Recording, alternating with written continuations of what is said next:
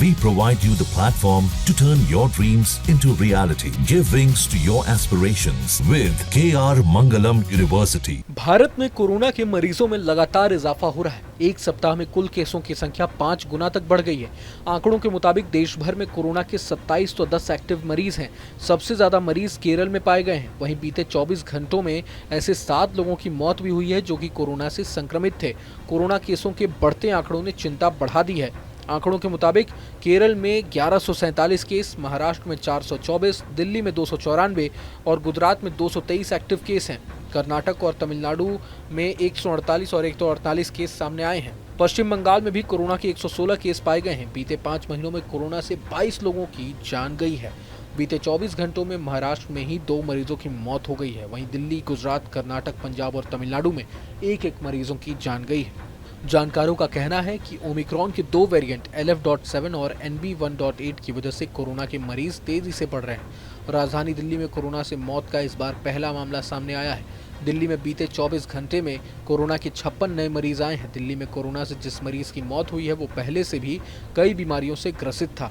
जानकारों का कहना है कि नए वेरिएंट का असर हल्का है, हालांकि इससे अन्य बीमारियों के गंभीर होने का खतरा बना रहता है।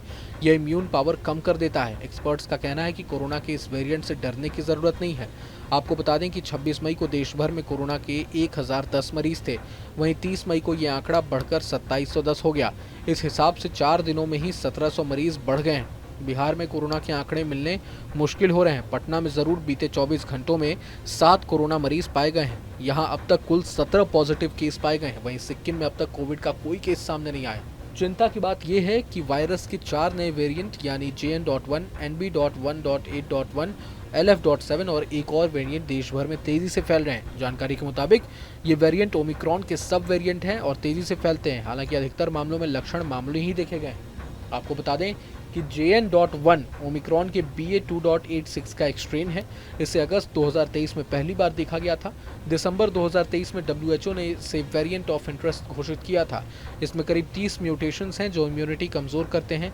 अमेरिका के जॉन्स हॉपकिंस यूनिवर्सिटी के अनुसार JN.1 अन्य वेरिएंट की तुलना में ज़्यादा आसानी से फैलता है, लेकिन ये बहुत गंभीर नहीं है। दुनिया के कई हिस्सों में ये सबसे आम वेरिएंट बना हुआ है।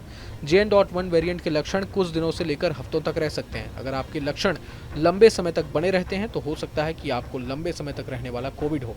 ये एक ऐसी स्थिति है जिसमें कोविड-19 के कुछ लक्षण ठीक होने के बाद भी बने रहते हैं। बहरहाल पूरे मसले को लेकर आप क्या कुछ सोचते हैं हमें कमेंट बॉक्स में ज़रूर बताएं। अगर आपको ये वीडियो पसंद आए तो लाइक करें और चैनल को सब्सक्राइब करें। वहीं तमाम बड़ी खबरों के लिए देखते रहें न्यूज़ नेशन। जहां भक्ति है हर शब्द में, कथाओं में छिपे हैं दिव्य रहस्य और ज्योतिष देता है जीवन को दिशा। धर्म से जुड़ी हर बातों को जानने के लिए हमारे चैनल स्तुति को सब्सक्राइब करें। चैनल पर जाने के लिए इस लिंक पर क्लिक करें।